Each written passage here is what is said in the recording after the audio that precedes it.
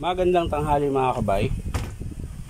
Ayan, meron naman po akong estimate dito mga kabay. Ayan, bali 39104. Ayan, bali pangatlo po ito mga kabay.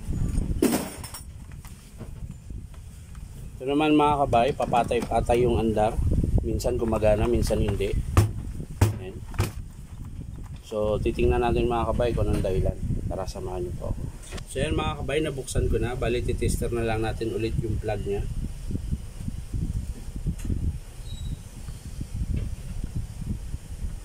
Yan mga kabay, meron kabila. So meron din mga kabay. So yung switch, so testing natin kung meron. Ayan.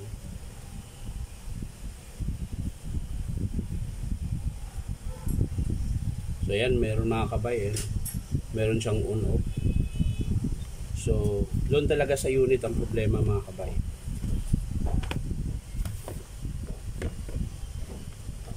Dito talaga ang problema niya. So yan, i-tester natin mga kabay. Ayan.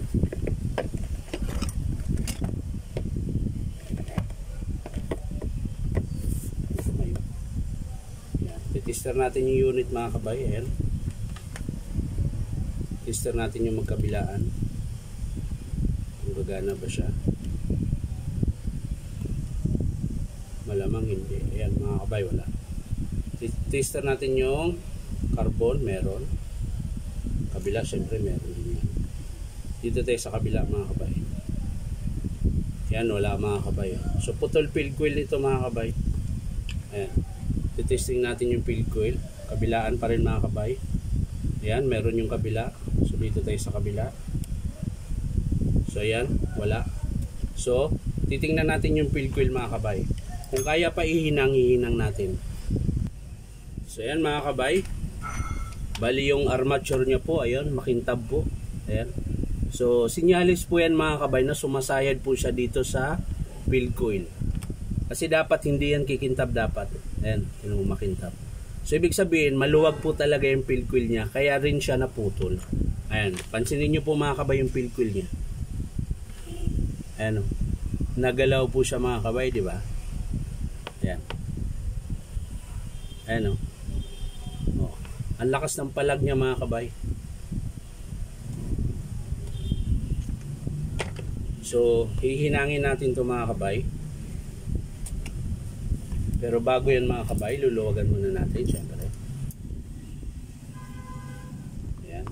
May tornilyo po kasi yan, dalawa. Ayan. Wala na po yung isa. So baka nalaglag na.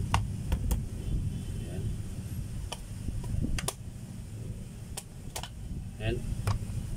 So yun po yung putol mga kabay, yung naiwan na yung dulo. Ayos to. Ayan mga kabay. So titingnan natin ngayon mga kabay kung kaya pang idugtong. Yun lang. Ayan. Ito problema ngayon mga kabay. Hindi ko na siya kayang idugtong dahil yung putol niya po mga kabay ay yung pinakaunang rewind. Ayan. So hindi ko na siya madudugtong mga kabay. Ayan. Tingnan nyo po. Ito kasi yung pinakaunang rewind. Okay lang kung dito sa last. Ayan o. Ito last to. Ito din last. Ang unang rewind itong dalawa. So hindi ko na mabunot mga kabay. Ayan. Wala na po siyang pagdudugtungan. So i-estimate na natin to mga kabay. Ayan. So ang estimate natin ngayon mga kabay dito, field coil, brush holder. Ayan. Kasi pag iniikot mo siya mga kabay, hindi na rin siya malambot. Ayan, para siyang sumasayad. Yung contact nito mga kabay, lusaw na po. Para na siyang dumidikit. Ayan. Hindi na siya nag-i-slide. Kasi yung contact nito mga kabay, pag ganun siya, yan. Para siyang nakaganon na daliri. Yan. 2 peraso. Nakaganyan po yan. Yan. Pag ni-reverse mo siya, papunta siya doon.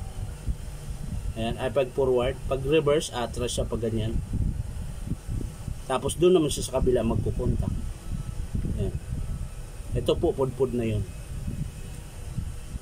So yan lang mga kabay, hindi ko napapakita kung paano bubuuin. Saka ko na ipapakita sa inyo pag in-approve ng customer. Basta yun lang po ang papalitan natin, field coil at brush holder. So yan lang mga kabay, maraming salamat sa panonood at palike and share na rin po. Bye bye!